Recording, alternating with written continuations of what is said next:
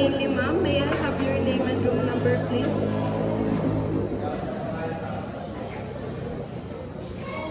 Thank you, ma'am. May I have your order, please? How would you like your egg to be done?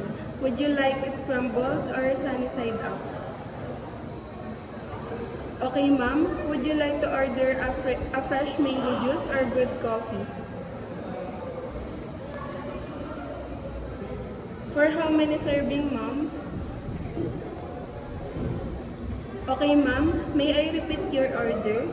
You have ordered an American breakfast, 1 serving of bacon and egg, tuna sandwich, fresh mango juice. Did I get your order right, ma'am? Are you going to pay cash or shall I charge it to your room account? Okay, ma'am. Your total bill is 750 pesos. Are you going to give me an exact amount?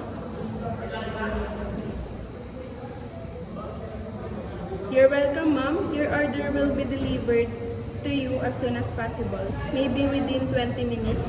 Thank you for calling. Bye.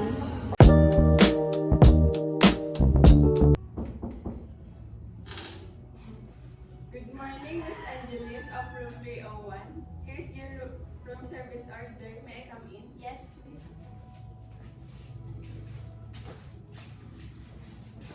Shall I leave the food on the trolley or you want me to transfer it to your table?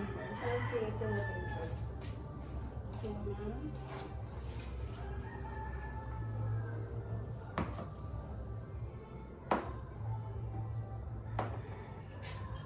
Here's your bacon and egg and tuna sandwich. Here's your bread.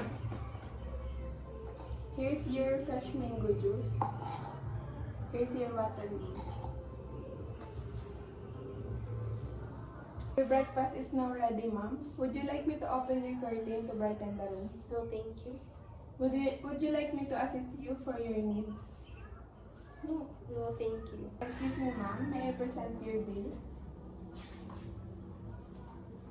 Hey, ma'am. I received 500 pesos. Here's your change and receipt. Ma'am, what time would you like me to come back to clear the side dishes? After an hour. Okay, ma'am. Thank you very much. If you need anything else, please don't hesitate to call room service department. Enjoy your meal. Have a nice day.